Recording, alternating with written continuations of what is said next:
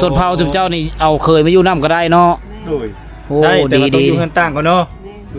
ทำอิฐอยู่น้ำกันเหรอวะ นำกันแต่ก่อน หมู่บ้านชนบทแห่งนี้ก็เต็มไปด้วยภาพบรรยากาศที่เป็นดังเดิมอันนี้คือกลิ่นอายของชนบทงามเนาะกับบางหยาจ้ะเนาะอ๋อเขาเจ้าเฮ็ดลายดำลายเลืองข้างในได้ผม จะโดนแจกออก ผู้นี้ซื้อเนี่ยนะคุณ เปย เปยน้องเปยแม่นบ่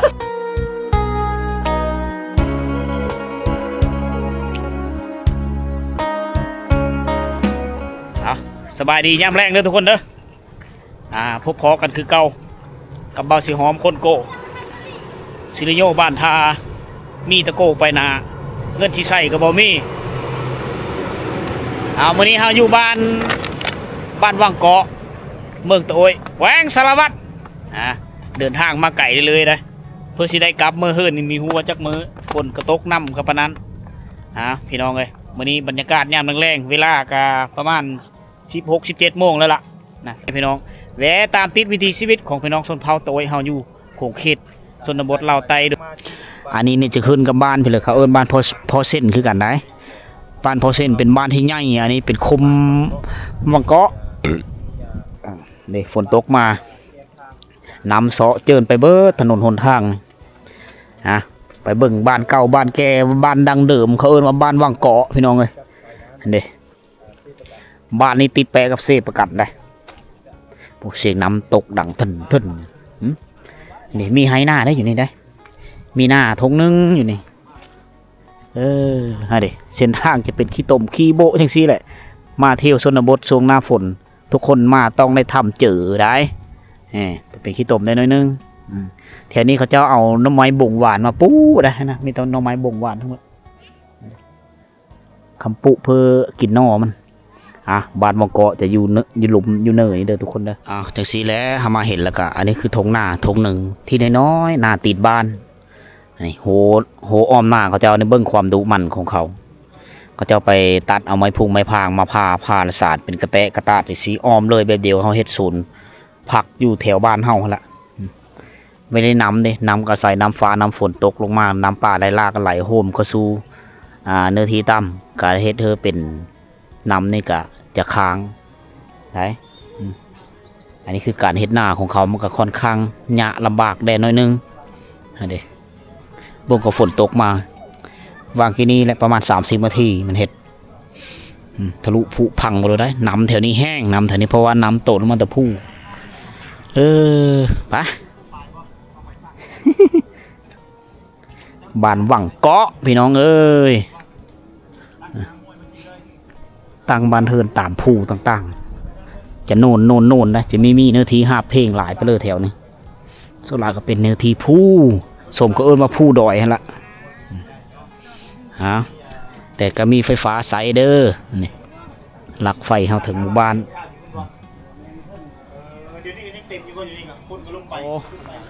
ขึ้นทางนั้นก็ง่ายเนาะถ้าเยอะมีเยอะๆพี่ต้มก็ขึ้นไปถึงที่โซลายเขาเจ้าก็โต้งเอาน้ำฟ้าน้ำฝนที่ตกลงมาเพื่อเอาไว้ใส่เอาไว้นึ่งข้าวเป่าไฟ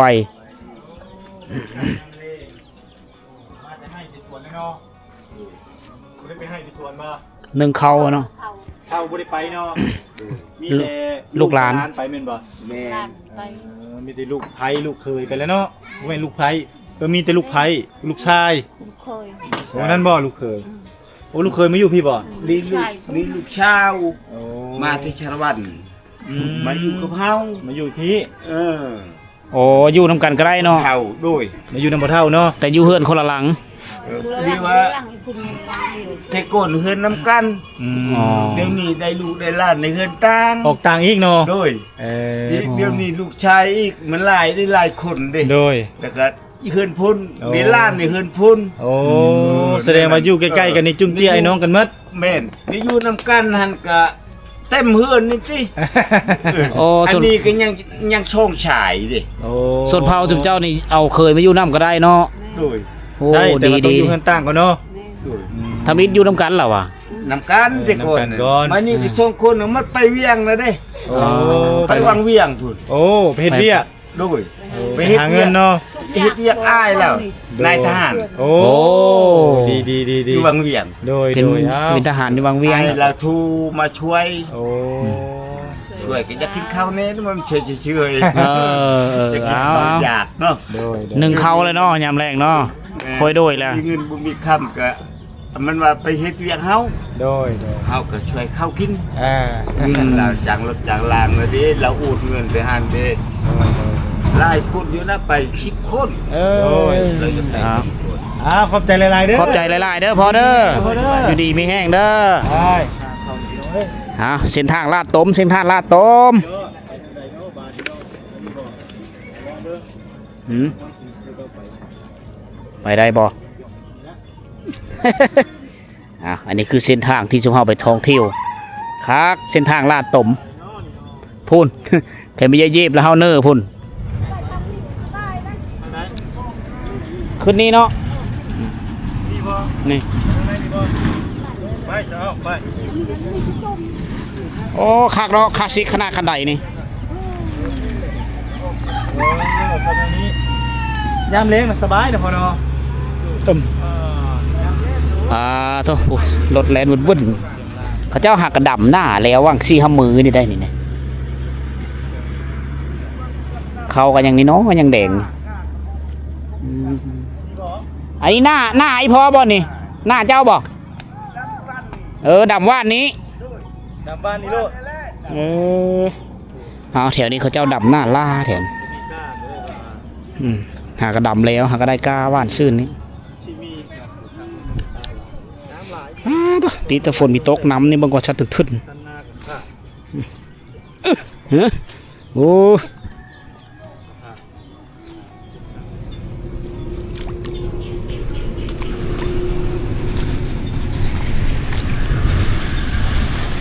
ไม่ได้ปล่อยให้เนื้อทีป่าวางหลายนะมีต้นไม้สังไผ่ทั้งเบิดเลยโอ้ไปทางนี้เลยลึกลับแห้งเนาะทางไปเนาะอ๋อเฮ็ดโหไว้ทุกมุมทุกแจอ๋อเฮ็ดเฮือนมาเฮ็ดเฮือนอยู่พี่เนาะ แม่น น้ำบ่ฮอดบ่แต่ละปี บ่ฮอด บ่ฮอดเนาะโอ้เอาถึงแสดงว่าอยู่เนื้อที่สูงอยู่คักเนาะประตูอีพอเนาะ เจ้า เฮ็ดแบบมันเวลาเฮาไข่แล้วมันอัดเองเลยนี่ ยันเบนี่นะค มันก็เบมากนี่ ยานแบะเอามาตะเลอนี่ นี่บ่ โดย มาแต่บ้านนี่แหละ อ๋อบ้านเทิงเนี่ย นี่เขาว่า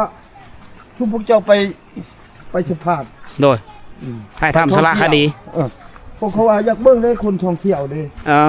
แต่กี้ก็เคยเห็นน่ะ เคยเห็นเนาะ เคยอยู่ไปนำกันอยู่เชโปนเมืองพีน โอ้เคยไปเซโปนเมืองพีนบ้านเก่าบ้านแก้เลยนี่เนาะ มีบ้านเก่าแต่ว่ายานน้ำท่วมมันก็ขึ้น ขึ้นอยู่เทิงอ๋อเบิ่งกกขามตัวใหญ่มาเนาะ แต่ จะ โอ้อันนี้ ซ้ บ้านอันนี้มันเดึกสำพันธ์น่ะ เออ แต่ยังบ่ทันสงครามตะกี้เด้ อ๋อก่อนสงครามสร้างตังอ๋อเอาสร้างตังก่อนสงครามไม่ได้ เซ่พุ่น อยู่พุ่นมีเซ่เนาะ นี่เซ่ใหญ่หมดเลย อ๋อเซ่พี่เลยเซ่ประกัน พวกเจ้าอยากถ่ายรูป แมนอ๋อน้ำใสน้ำมันนั้นนี่ลงไปเอาอยู่พุ่นเนาะ อันนี้ได้ใช้อยู่ดีได้ ใส่เนาะ โอ้ยครับเชฟประกัน เจ้ายามแรงเอาเฮ็ด บานโปรเช่นคุ้มบางเกาะ บ้านพอเส้น บานโปรเช่นลุ่มโปรเช่น อันแต่ก่อนนี่เฮือนนี่อยู่นี่หลายกว่าหมู่เนาะ ท่านแหละ ว่า ใช่มานี่ แต่ก่อนนี้แถวนี้เฮือนคนหลายเนาะ นี่แหละ เต็มมันจะมีแต่กบเผาทั้งหมดเลย แต่ว่า อ๋อ ท่านก็ลอย80นี่ยานน้ำท่วมก็ขึ้นพุ้น ย้ายไปปีพ.180 เนี่ยตกบ้านนี่อย่างท่านก็ลอย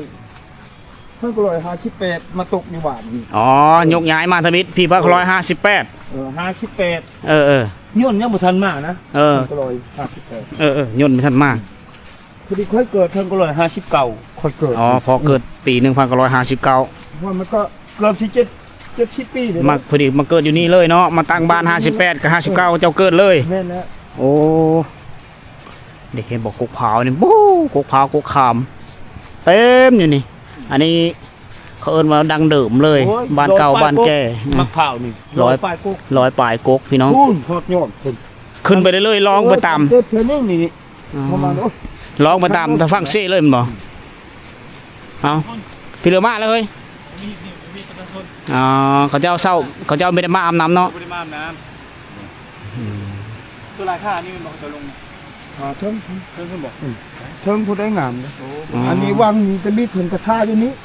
เออ ขึ้นลายมันก็ขึ้นโน่นขึ้นก็ เออ อยู่ทาเทิงอยู่แกน อันนี้ท้อยังอันนี้นี่ ใช่ ท้อนี่ โทษนี่บ่ เออ ผู้รับประทานก็สิเฮ็ดอันนั้น โอ้ พุ่นข้า เอา มมัน เอาน้ำเสพประกันนี่บ่ แต่พายพุ่น เออเอาอยู่ภายว่าเอาปล่อยเฮาหน้า แม่น โอ้แสดงว่าได้เฮ็ดหน้าแล้วเนาะ ๆคือรับประทานนี่ ชลประทานพูนไหป้าฝั่งเซอยู่ฟ้าเซเบื้องนั้นเลยพูนฝนตกแล้วน้ำมาไวขนาดเลย ตกวันนี้แหละ คุ้นเลยเนาะตัวนี่เบิ่งความดุของเขานะอันนี้จะเอาไม้ไหล มาซักสารแบบนี้เลย อยู่ด้านในก็จะมีมังนัดมักเน่เด้เห็ดหูศูนย์เข้มตะฟังเซนี่แหละความดุมันนี่ เที่ยวออกอยู่ภาพนี้ลูกนี้แล้วไปสัมผัส แมน แต่บ้านอันนั้นถ้าโกคุณบ่เข้าใจความมันนะ บอกเข้าใจเนาะ บ่เข้าใจ ภาษา โอ้ย ภาษา พ่อกับปืนก็มีจะมาอ่านก็เห็น เดี๋ยวแม่นแหละ จักความมัน อันคนใหญ่ๆคนอันผู้ใหญ่น้อยหนึงได้ฮู้จักแต่ไม่ยิ่ง เออ ไม่ยิ่งไม่ยานคำบ่ฮู้ได้ความนะ แมน แต่เฮาแถวเฮานี่ไม่ยิ่งก็ได้ได้น้อยก็ได้ความลาว อ๋อว่าภาษาลาวได้เนาะแถวบ้านเนาะไปทางเลยังแม่ไปอาบน้ำบ่ ไปหันว่า ไปหางัว งัว งัวบ่เห็นแล้ว หันว่า ชุมนี้เลยงัวเรา อ๋อ บ่มีเนาะ ปกตินี่ชาวบ้านจะลงอาบน้ำอยู่เซประกันอันนี้เขาเอิ้นว่าเซประกันเด้อพี่น้องเด้ออยู่เขตเมืองตะโอยเมือง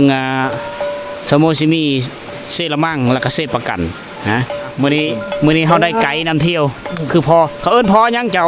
ฮะนี่บ่พอรุ่นเขา พอรุ่นเนาะ ชุมมิตร อ๋อสมมิตร แต่ก่อนก็อยู่เวียงจันทน์คอยหั่น อ๋อเจ้าอยู่เวียงจันทน์แต่ก็ แท้แรกเขาอยู่เบิดนั่นนะ เออเจ้า ช ไป ว ละ นาเขตอยู่ชวนาเขตนี่10ปลายปีเขาอยู่ โอ้เจ้าไป เอาเมียอยู่หั่นผู้หนึง อ๋อได้หลายเมตรแท้เจ้าว่าไปได้หลายบ่อนเนาะ หลายบ่อนเนี่ยอยู่ปากเซก็5ปีชาวบ้านนี่บ่เว้าขี่เป็นโพนหั่น อ๋อ เมืองครับบ้านเฮาเอง บ้านเกิดเมืองนอนป้าต้นพร้าวต้นนี้คักอะไรอ๋ออันนี้อายุผมโมเมนต์เขา100 ปลายกว่าปีเพราะว่านี่ นี่บ่บ่เทิงลูก บ่ฮอดเนาะประมาณ80 ปลายเนาะ 10ปีนี่แหละ 50 ปีต้องอัศจรรย์เลยนะอยู่บ้านวังเกาะมีต้นพร้าวต้นหนึ่งงามขนาดเลยเนิงคักขนาดเลยนี่มันหล้มลงมา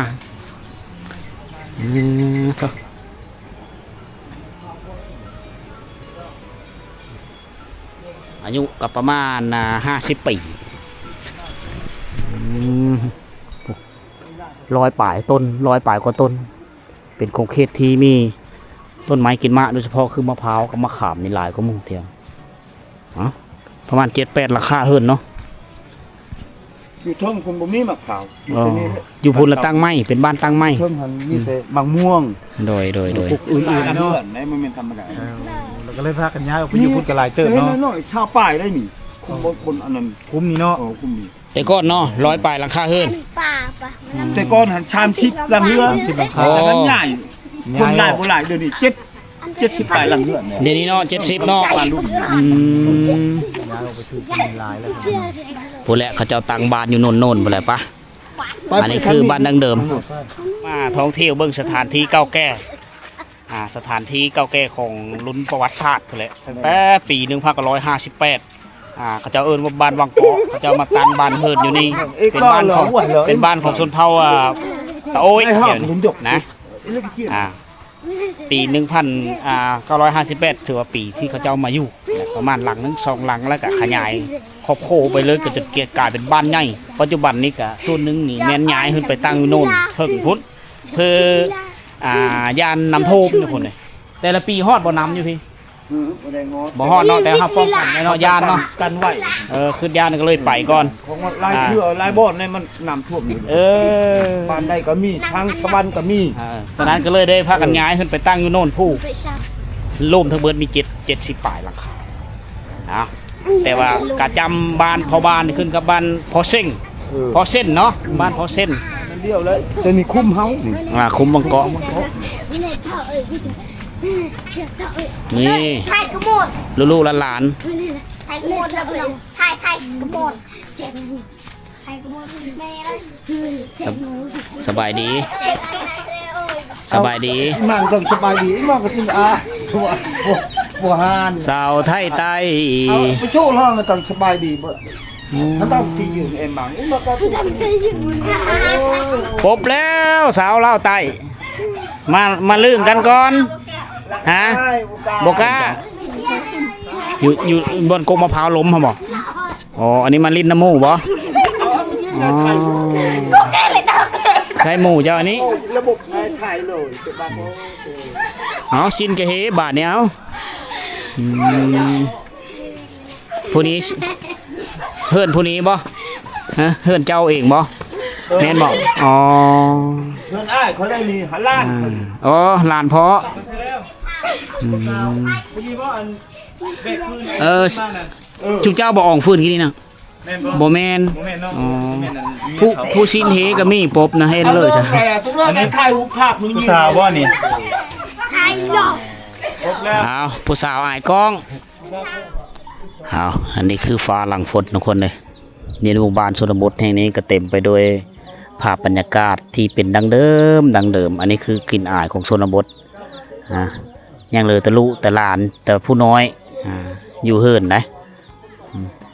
เขาเจ้ากำลังดังไฟฟิงดังไฟแตงอยู่โคกินและยำแรงควันอู้ขึ้นมาเอาอันนี้ละคือถาดแท้ของชนบททุกคนอ๋อตะเวนกำลังสิตกดินแล้วเริ่มมืดแล้วพี่น้องโอ้เกมสินอนแล้วบ่หันอยากนอนแล้วเนาะโอ้นอนตะเวนเนาะ อันเตะกินงะกินงะใจละพี่แล้วนี่ผู้สาวนี่ซื้อยังเดี๋ยวล่างคอยยิ้ม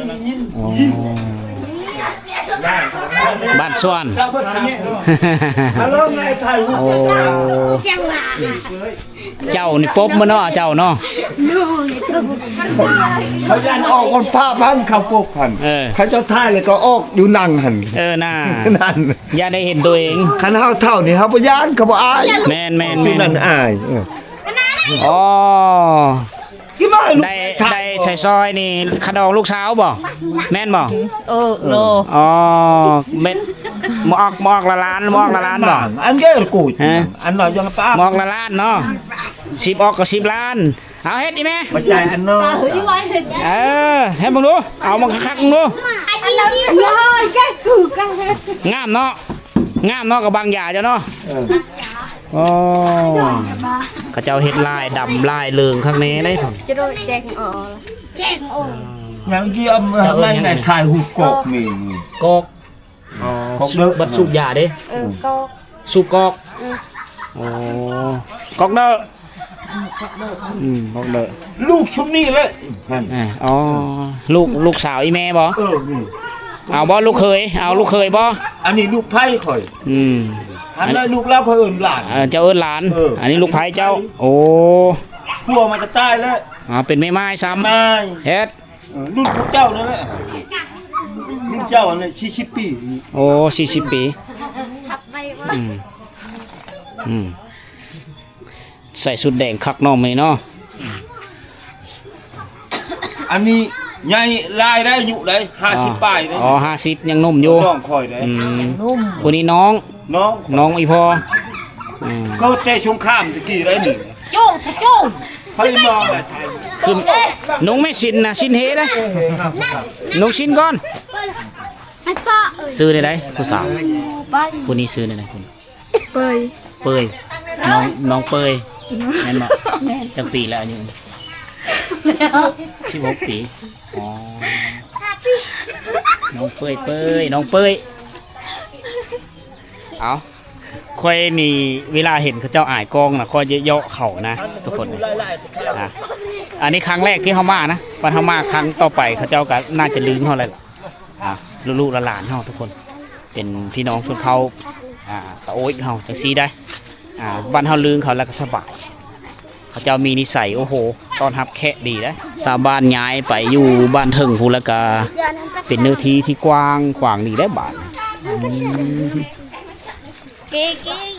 เก๊ ถ่ายมาเพื่อลงนั่งเห็นลงโลด อ๋อ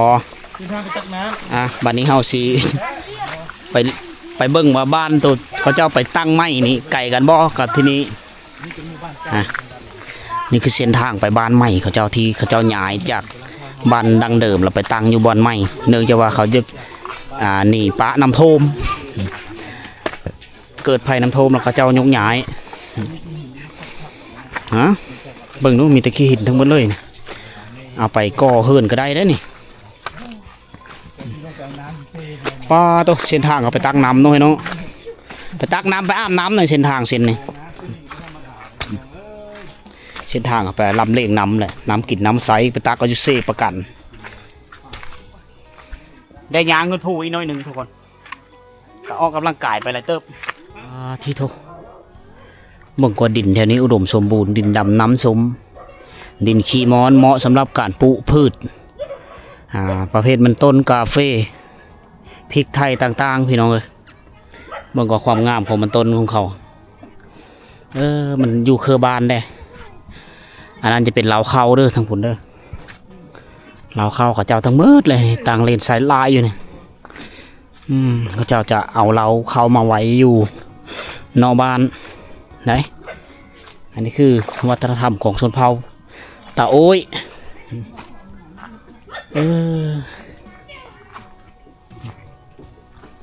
เอา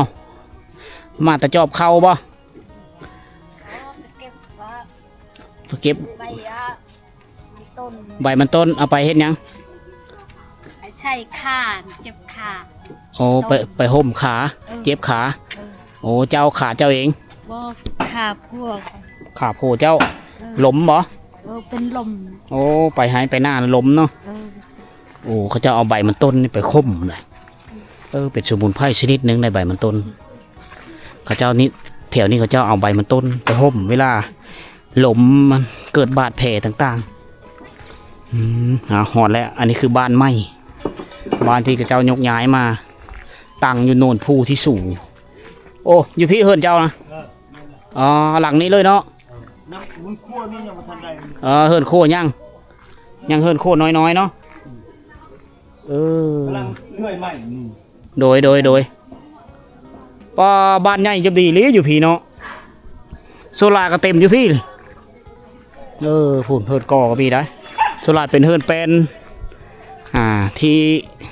แน่นหนาถาวรแล้ว ไปเลยลูก เด้อเอาไปทั้งพีก่อนเด้อครอบเจอหลายๆพอเพิ่นมาหอดเฮิรนเพิ่นละเพิ่นพักผ่อนอยู่เพิ่นละตอนอยู่บ้านเก่าพอเพิ่นเป็นไกด์นำเที่ยวเราเว้าภาษาเฮาได้ดีคันเฮาไปผู้เดียวนี่ก็ต้องได้สปีกภาษาเขาเจ้านำอันนี้จะเป็นเส้นทางที่เส้นทางไปหมู่บ้านหนึ่งทุกคนจะเป็นทิศตะวันออกจะมีลักเครือข่ายอินเทอร์เน็ตลักเครือข่ายโทรศัพท์ตั้งเถลออยู่ในหมู่บ้านนึงก็สามารถเบิ่งสื่อออนไลน์เบิ่งโลกภายนอกได้สบายทุกคนแถวนี้มีไฟฟ้าใช้แล้วมีไฟฟ้าใช้มีทาแห้งหลายสิ่งหลายอย่างนะถือว่าพ่ออยู่พ่อกินและกุมอยู่กุมกินครอบครัวทุกอย่างก็ยังเลยมีลายแล้วพี่น้องเลยเลยลำเล็กลำน้อยด้านทิศตะวันตกก็อ้อมโดยภูเขาเราข้าวก็เฮ็ดหลังแปลนจะดีได้เนี่ยเขาเจ้ายังพูโง่อยู่กองตารางเฮิรนอยู่ได้ก็ย้อนยุคไปก็ประมาณปี1990ปี2000ได้ที่ผู้โง่ผู้ควายอยู่กองตารางเฮิรนเฮามาแถวนี้เขายังได้เห็นอยู่ลุๆหลานๆสบายดีว้าวบังดูว้าวเป็นบ่ว้าวบังดู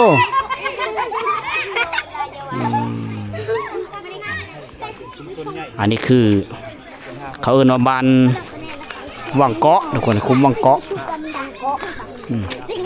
บ้านพอเส้นกะจำพอบ้านผู้เดียวกันมีน้ำโยกน้ำบาดาล นั่งลงใกล้ๆนี่โอ้ เอาไม่เขาจะสู้ สูบไป นี่ลองเบิ่งดู สูบไปไอ้เบิ่งก่อนเลย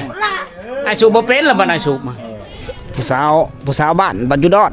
ปัจจุบัน งามเนาะสับอยู่ดอนเนาะ โอ้ตกแล้ว ตกแล้ว มันสิตกแล้ว ไปเด้อ ไม่ยังอันนี้กระตุก ให้แม่คือบ่ให้แม่จับให้แม่ขึ้นก่อน กระตุกบ่ อยากขับรถยากเด้ยากบ่ ยังไก่เติบแต่เมื่อปัจจุบันเนาะ ไก่เติบเป็นไก่ ลูกสาวอีแม่บ่อ๋อได้ลูกสาวเดียวเนาะ ลูกชายบ่มีลูกสาว ลูกไผ่บ่โอ้ เซ็ตอกหักเป็นตุย ยังไง ฮะ พ่อแม่อยู่นี่ เมื่อเฮิรนผัวอยู่พุ่นมีผัวก็ไม่บอก หยอก เมื่อบ่นี่ยาก อันนี้แม่ยาเจ้า ทำจังหูเลยพี่น้องเอ้ยพี่น้อยคนนี้จะคิดว่าแม่ผู้สาวได้ เด้อดิเด้อ FC มาส่งห้างเด้อ ชีคนดังคนดัง FC มานำได้กระเจ้ามาหับมาส่ง คนดังคนดังคนดัง นี่คือไกด์นั่นเที่ยวของบ้านสีหอมนะ